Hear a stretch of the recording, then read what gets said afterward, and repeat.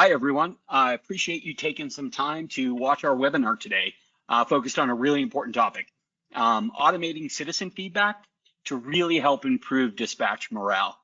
This is actually a repeat session for the two presenters today, which I'll get to us in just a minute, but we were lucky enough to be asked to present on this topic at the IAED Navigator Conference in Denver several weeks ago. And got a really strong reaction and a lot of interest to this. So here for PowerDMS NEOGOV or PowerDMS by NEOGOV, want to take a time to replay this webinar. My name is Scott MacDonald. I'm the General Manager of Public Safety here at NEOGOV. I was originally the co-founder and CEO of a company called QHIT, which now is called PowerEngage. And PowerEngage is really going to be a big focus on today's webinar and talking about how it's used by centers across the country to help center directors and leaders improve the morale of their ECC staff. And I'm really honored to have as my co-host today, Gareth Williams. Gareth is the Chief Telecommunicator at the Union County Police Regional Dispatch Center in New Jersey. Gareth, welcome. How are you?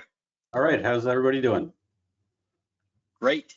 Maybe if you wouldn't mind, Gareth, give us a little bit of your background and how you got here and what you're doing today. Sure. So I've been involved in communications for over 35 years. I've been at Union County Communications for the last 12 years, running their 911 comm center. It's a fairly new county center in a rapidly growing environment in our county. And we've been building a brand new center for the past 2 years. We're getting ready to open. My staff's excited about that, and so we're looking forward to opening that and sharing some tidbits of what we've done in the past with PowerDMS and NEOGOV on how we've improved our dispatcher performance and also their interaction with the customers, which are our 911 callers.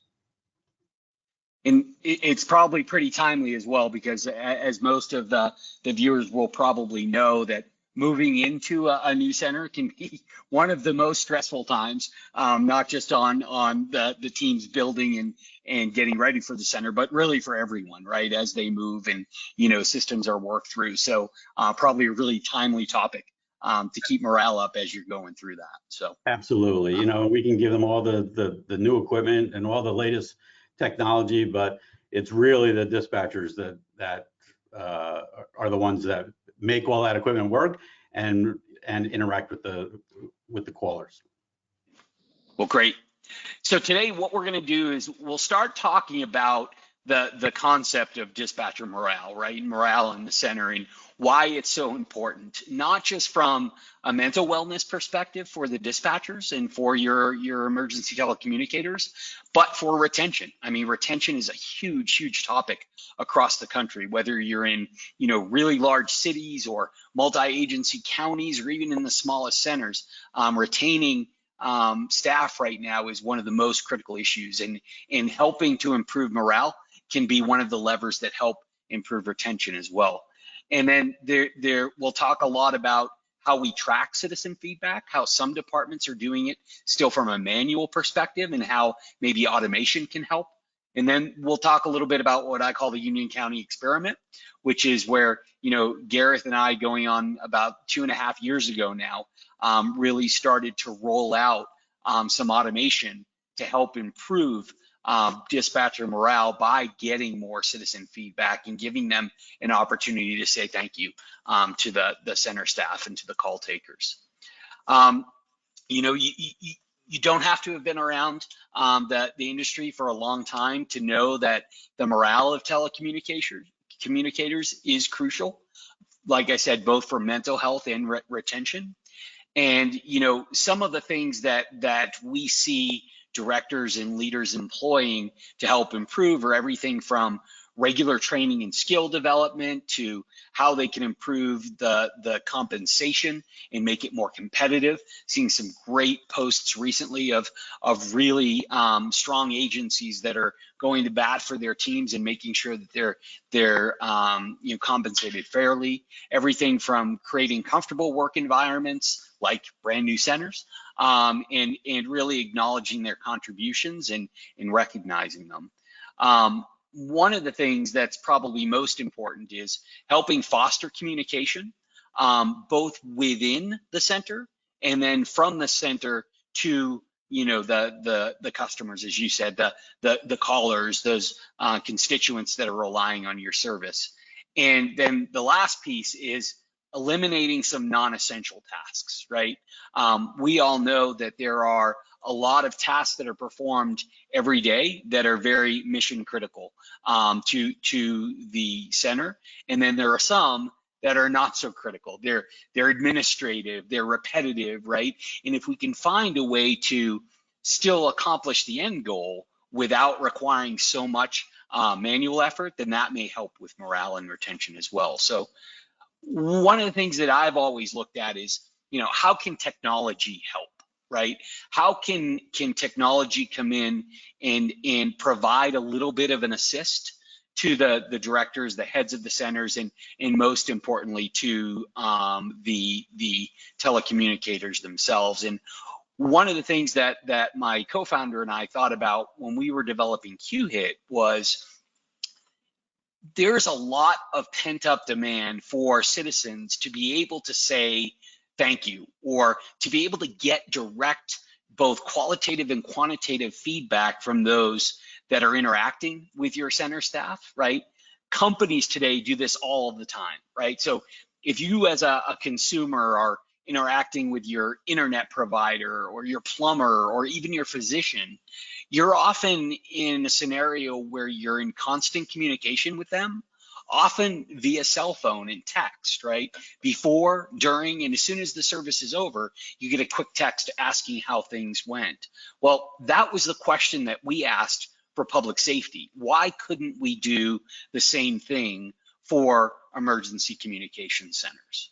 And that's where enter Gareth and Union County, New Jersey, and they were really one of the first centers, the first center, to help us understand what could we do leveraging this technology to be able to achieve those same types of results for communication centers that companies have been able to get for years. So Gareth, I'll turn it over to you for a minute, but one of the things that we were very concerned with, right, is we know that the nature of the interaction between an emergency communication center and a caller is not the same as a consumer and an internet tech, right? It's a lot more sensitive at times, right? There's a higher sense of urgency, and we wanted to kind of understand how could we still respect that sensitivity but still be able to reach out to them at the appropriate time with some opportunities to provide feedback. And maybe you can chime in here and talk about, how you approached it from, hey, not every single caller is it appropriate to send a request for feedback via text, right? How did you first start out thinking about, laying out which incident types, which types of calls you wanted to do? Sure. So we really did a deep dive into all our call natures and went through them one by one, saying which one of these types of calls would we feel comfortable sending a survey out to to a caller. So there's certain things that we avoided. Obviously, cardiac arrest calls, anything with a death, sexual assault, calls that are very high stress on the individuals, but also impact them and impact their lives dramatically. So we didn't want to send them, hey, how did 911 do on these types of calls? So we focused on more of the types of calls that are we still did emergencies, but also non-emergency calls, and really looked at which ones can we that the dispatcher really interacts with the callers enough to get that feedback from, not only in just gathering the information, but how the callers felt after they talked to the dispatchers. Did they feel like their problem was addressed, or did they feel that they calmed down and the instructions that the dispatchers provided helped them? So we really focused on, there's a list on the screen, but abandoned motor vehicles, disabled motor vehicles. We did motor vehicle accidents without injuries. There's property damage, and then we also did medical calls and fire calls, so that we encompassed all disciplines and all types of calls. And then after that, we started looking at, well, when should we send out a survey? And when we first did it, we turned it on and we said, oh, an hour or so after the incident, we'd be sending out the survey. And then after the first couple of days, we realized that we were sending messages out in the middle of the night. So, and we got feedback from one of the survey takers. They let us know very quickly that they had a great experience with 911, but they didn't like getting woken up at 3 o'clock in the morning to take that survey. So we got together, Scott and I, real quick, and within a matter of minutes, they came up with ways to schedule those and block out hours so that we're not disturbing the callers or the family members after hours. And that's a really important point, because what we're actually doing is no one is sitting there sending these surveys out manually, right? So the reason this screen is up is what we wanted to be able to do is say, hey, listen, CAD has a tremendous amount of data associated with it. It has the information about the caller. It has the information about the type of an event that it is, the incident type, right? Let's use that CAD data to decide what types of events get a message in a survey and how frequently they get it, or excuse me, what duration they get it after the call, right? And then who does it go to? And then, as Gareth said, not wanting to take and turn a good situation bad by waking someone up in the middle of the night. So this screen here is actually where Gareth and his team configure which incident types are sent messages, right? How long after the call do they get it? We're right now about 12 hours or so, right? What we found, we've adjusted that. Go ahead. Yeah, we always wait for enough time to pass after the incident, so that if it was an emergency type situation, they have enough time to deal with it. If the patient had to be transported to the hospital, they're back from the hospital, or if there was a theft in their home, they've calmed down and they've dealt with it. So we make it a little bit long, so that we're not bothering them shortly after they've called 911. And we've seen that pattern repeated now really across the country at all size centers. No one is sending them the second they hang up, right? Because even if it is a lower priority, right, stress levels are still high, right? They did just call 911, or they just did interact with someone from public safety. So we want to let time pass. So I think the fastest one of our centers is sending this out, or the soonest after the call, is about 6 hours, but most are somewhere between 12 and 18. But it's still recent enough where they remember their experience, right? So, Gareth, I don't think your department sent out manual postcards prior to this, did they, for feedback? No, we did not. It's just too we didn't have the staff to do that. Yep. And that's exactly what we heard, is those departments that were either seeking CALIA accreditation or were having these initiatives to get feedback, they would kind of randomly select some number of calls, and once a month hand write out, postcards that were mailed out to them and asking them how they did. And a couple of things, that the intensive nature of that labor was huge, right? It required resources to do it, and the return was so minimal. I mean, their response rates were just outrageously low, right? I'm going to actually flip over to Garrett's live system here. Give me just a second. And I'm going to show you some of the results that they've seen even within the first couple of years, right? So the response rate, this was as of, end of 22, seeing above 50% response rates the first 2 years that you did this, right? That had to feel pretty good and feel like, yeah, I'm actually not just reaching those, but I'm getting a tremendous amount of response to those that I am reaching.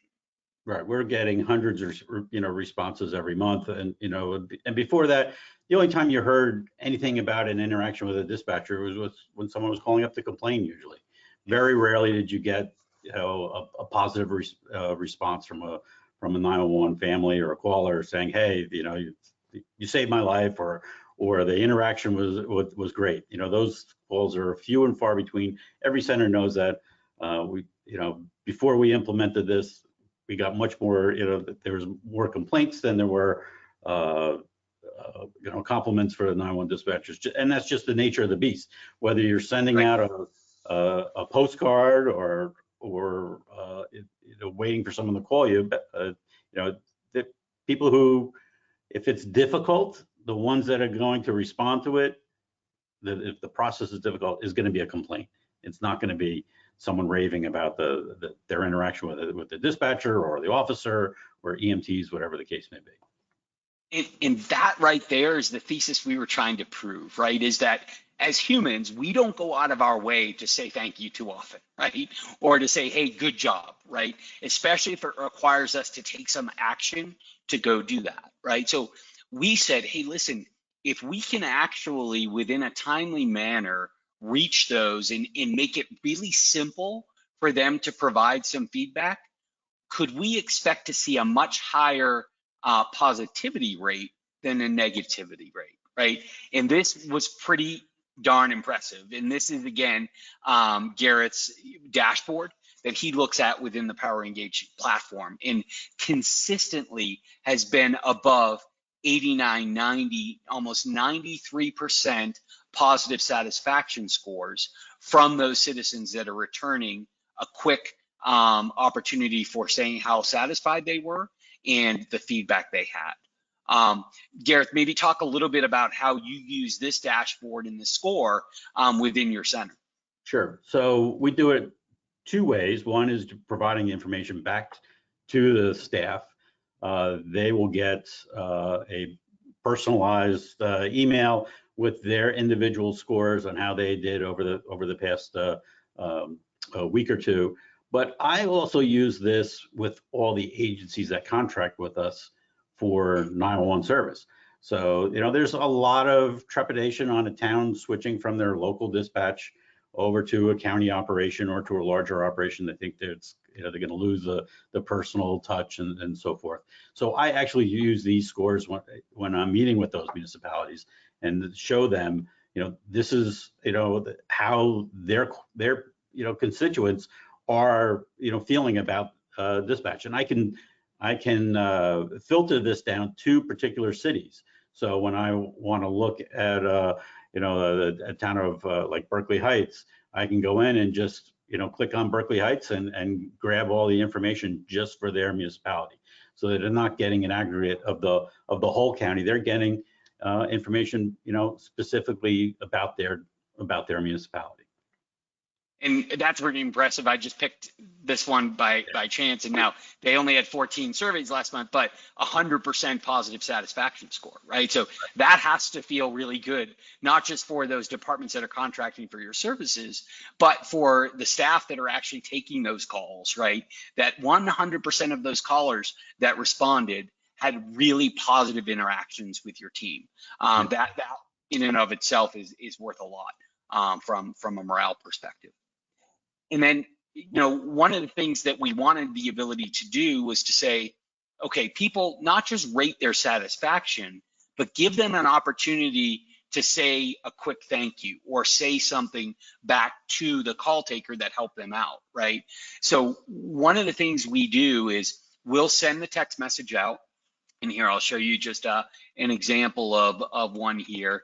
Sorry, I'm flipping between some screens, but what it looks like, right, is at the point that's defined for the type of incident that it was, right, the caller will get a quick text message survey that asks basically, based on your interaction, how would you rate your satisfaction level 1 through 5, right? They don't have to respond, they can opt out, right? But as soon as they respond, then we ask a second question, right? Is there additional information you'd like to provide about your experience with the call taker, right? And it's amazing to see some of the responses that citizens are providing, right? Some will be very brief and say, thanks, everything was great. Others will, type a whole book, right? And we think this is the reason the response rates are as high as they are in Union County and elsewhere, is people aren't having to click on a hyperlink and go answer, 10 to 15 questions on a website.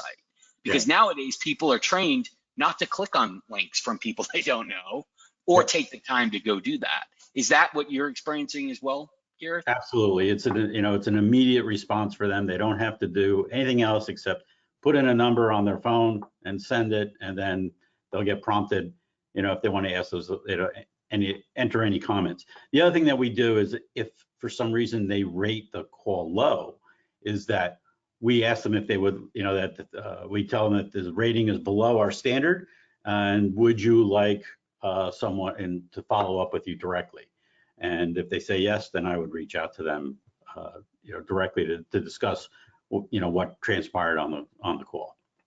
And that's an important piece we'll come to in just a second, because all of that is automated, right? No one is sitting on the other end of a phone or a computer screen sending these out or responding to these messages. It's all automated. Yep. And to that automation, one of the things we wanted to do to help with morale is say, hey, when these comments come back, we can actually run this through what's called sentiment analysis, right? To say, are these comments positive, neutral, or negative, right?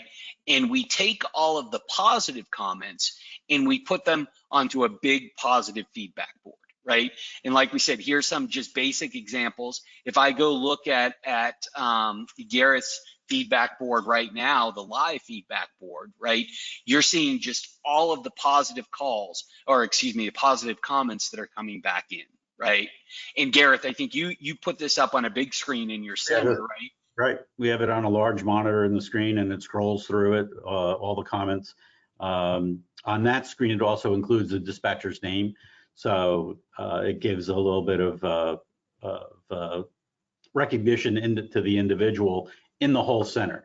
So everybody sees that, Ryan, did a great job on this call, and so forth. It becomes a little bit more, a little competition to see who can get the most positive feedback onto the monitor. That's a great idea. And I think, like you said before, what the system will also do is take these in weekly, send a summary via email directly to each of them, right, with all of the positive comments they've received from the previous week, right? And have you tried to use that from a kind of a professional development perspective too, to provide the feedback that they're getting from their callers?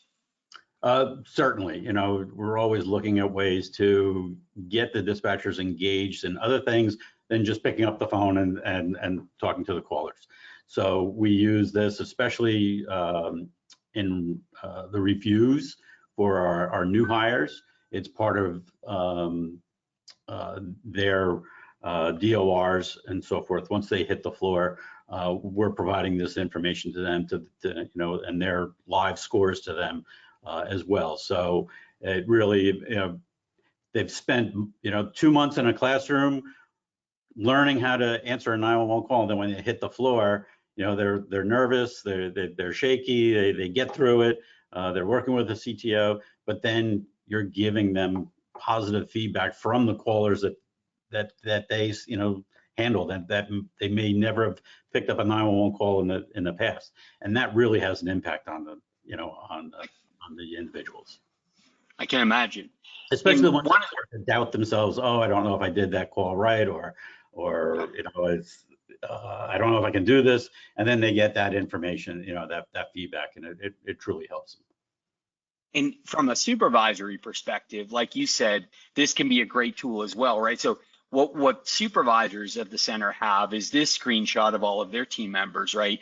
Individually seeing the satisfaction scores that this call taker has and seeing how they're trending over time, right? So if you start to see a dip, let's say there's 3 months of great 100%, and then a couple of months of it starting to drop down a bit, that may be an opportunity for some intervention as well. Right. Quick check-in on the individual, see how they're doing. Maybe there's something going on, at home that that they've been dealing with quietly, or they just need a break somehow. Moving them to a different position instead of call taking for the tour. Maybe we'll put them on as a dispatcher for for several shifts to give them a break, something like that. That's great. And I think, we have some agencies that actually take and publish some of their stats and even their positive feedback to their social media accounts and others. Union County, you all did something a little different last year in that I think that the county commissioners or freeholders came in and recognized the team based on all of the positive feedback they've been getting. Is that right? Yes, that's right. We had shared that information with our county commissioners, and they were impressed with what was transpiring.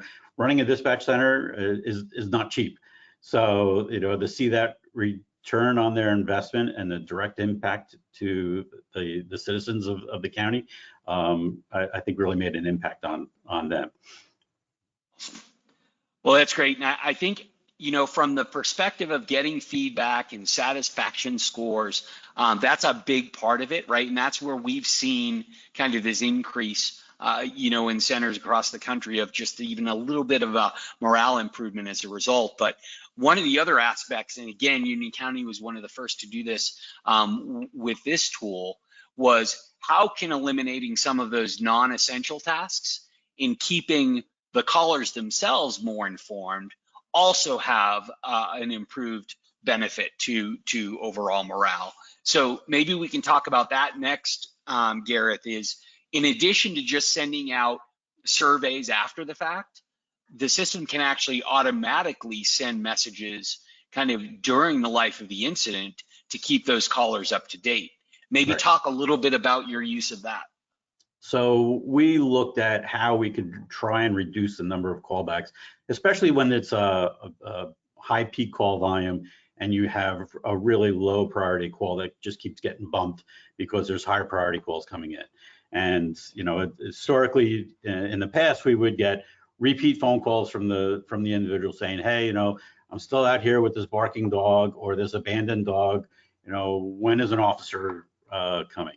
So now what we do is we'll send out an ETA for those calls, a text message to the callers, and when they can expect an officer. And if for some reason the call it gets reassigned to a higher priority call, they'll get notified that an officer had to respond to a higher priority call. But as soon as we free up a unit, we'll send them over, and then we'll give them with a new ETA. So it really helps reduce those calls of people wondering where are where's the police coming, or where's the ambulance, and so forth like that. The other thing that we did is we do the pre-arrival instructions on most of these calls, and sometimes the callers will listen, and sometimes they're just agreeing with you. But we will on certain calls also send out a text message about pre-arrivals. So the exact pre-arrivals that the dispatcher gave them over the phone, they'll get in a text message as well, and sort of just reinforces certain things. And we do this especially with motor vehicle accidents with no injuries, wires down, really stressing on the safety of the individuals. And making sure that they're in a safe location, they put their flashers on, they gather their paperwork and so forth. If it's if someone's come home and found their front door open and it looks like their house has been ransacked, it tells them to wait outside for the officers in a safe location. Do not touch anything. do not go, enter the house. Everything that the dispatcher told them to do, it just reinforces that to them. And this is one that's important to remember as well. You don't have someone sitting there sending these texts, right? So again, tied to the type of incident that it is, right? The system can automatically send it as soon as either a unit is dispatched or the incident is created, goes into the pending queue, so that information is delivered in a very timely way as well. And it's using the same rules engine that was used to send the surveys. So you get to decide what messages go based on the type of incident, the disposition of the call, et cetera. You did something that is actually manually initiated by virtue of setting a flag, but talk a little bit about the storm delay message that you've created to use during storms as well. And this came out of one of the tropical storms that came through, and we were just inundated with calls. People were calling up about flooding, basements needed to be pumped out, and so forth. So, there was hundreds of calls sitting in the queue. So we would get multiple return calls from those individuals on what's happening, or the ETAs could be longer for the responding units. So we created a storm response message that when our call volume starts peaking and it's a significant weather event, we just go in, toggle it on, and then immediately, every time that someone calls our center, they will get a message right away saying, urgent message from Union County 911. We have your call. We have, due to high call volume, the unit may be delayed in responding. But you don't have to call, you don't have to call back unless something significantly changes with the call, or if it becomes a life-threatening event, and then we can upgrade the call. Yep. And that really helps reduce those return calls, and exactly. it keeps the public informed then. Yep. And those types of capabilities really were built from the scratch with given that capability directly to you, right? You don't have to come back to us and say, I want a storm delay message, I want to change the incident types. The screens that you're looking at here allows you to go in and control those. And we have centers like in Nashville and others that are doing delayed response messages. So if a response time is going to be greater than, let's say, 35 minutes for non-emergencies, to go ahead and send out a reminder that, hey, we're still coming. It's just higher priorities in queue, right? And if you don't need us anymore, you can respond back. So those types of capabilities in this rules engine really make it pretty powerful. Have you experienced, and I don't know that I've ever asked you, one of our counties in Ohio actually tracked a significant decrease in the number of non-emergency callbacks, right? As a result of being able to send these messages. Have you been able to study any of that in Union County? We haven't been able to quantify it yet, but we have looked, and we've seen a decrease in those repeat calls, more so with feedback from the dispatchers since that we put it in place. And they said, yeah, we're not getting those callbacks that often, especially when we do the storm delay as well. That really seems to make an impact. Good. And then there's simple things like when a case report number gets assigned, or when a detective is assigned from a law enforcement agency perspective, those messages can be sent out as well, just giving them that information. Here's your case number. Here's the name and contact of the detective, right? To prevent that sometimes overload of non-emergency calls at a time the center is very busy. So great way to again offload some of that non-emergency work. Right. And it also when the caller can call in and say, this is my case number, instead of, oh, it happened, I think, last Thursday at this address. It just makes it easier to pull up any information. And the time it takes to go do that first and then respond to the caller as well. So, and I know this next, capability is not something Union County is using, but others are, and that is the ability to actually leverage the same type of text message and reach out capability for your staff and your callers, meaning, let's say there was a bad call last night, right? There was a child fatality, there was, life-saving measures taken that really has an impact on that call taker. Well, now 12, 18 hours later, they're off shift, right? They're home, right? The system can automatically send them a quick wellness check, right? Reminder, here's your peer support resource, right? Here's someone who can talk. At the same time, it could send that out. It can send a notification message out to the peer support resources.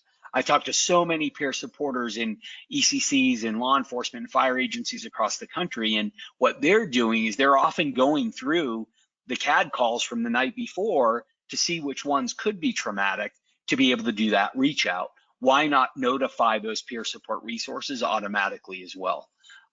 So that's really started to have a significant impact on being able to make more timely check-ins for your staff and for peer supporters.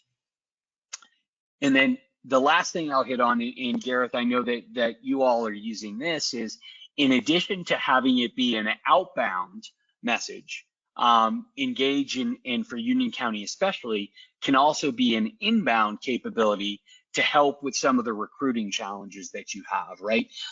Maybe talk a little bit about how you've used this to help reach candidates and get them into your process. Sure. Late last year, we did a big recruiting push, and we blasted that we were hiring on any type of social media that we could think of.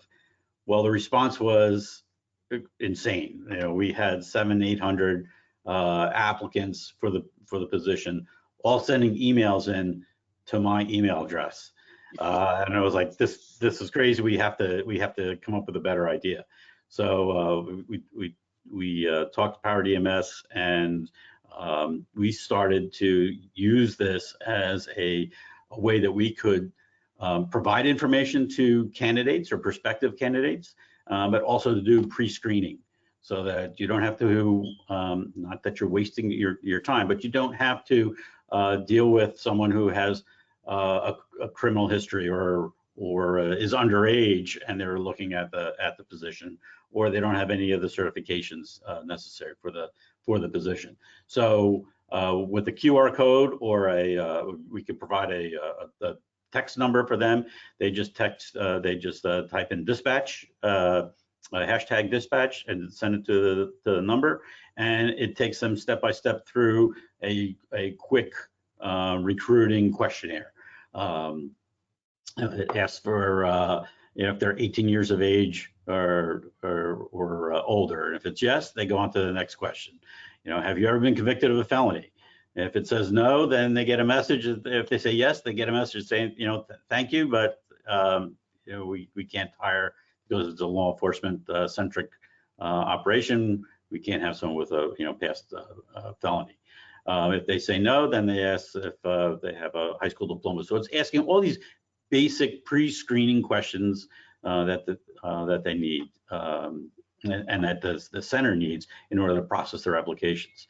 If they get through all the questions and they say, you can move on to the next step, it provides them a link to where the application is, so they can go online and complete the application. If they need training classes, it provides them a link right to the state website, to the state 911 office, for a list of all the training classes in the state of New Jersey for this year. So it's giving them the information. It tracks the information in our system, and the ones that are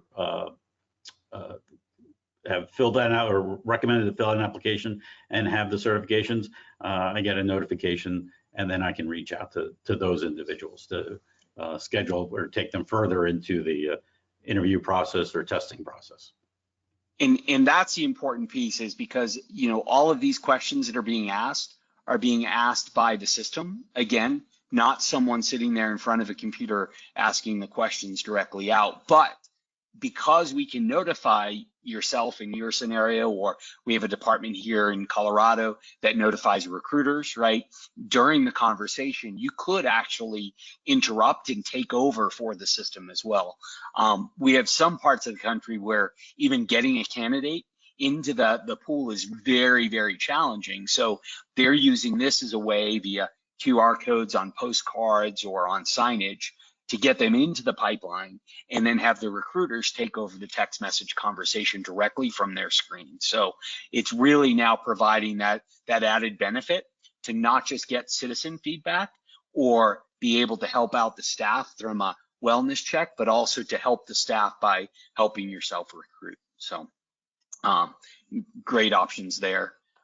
I think, from my perspective, and curious, from yours as well, Gareth, is as we looked at all of the different ways to help improve morale, right, around a center, the big things that stick out to me is really helping the team get that direct feedback, offloading as many non-emergency kind of non-essential tasks as possible, and then helping your staff stay fully staffed, if you will. Right. Your general thoughts there in closing? Yes, the feedback that they get has really helped. No other center in Union County is doing it. We have some local police departments.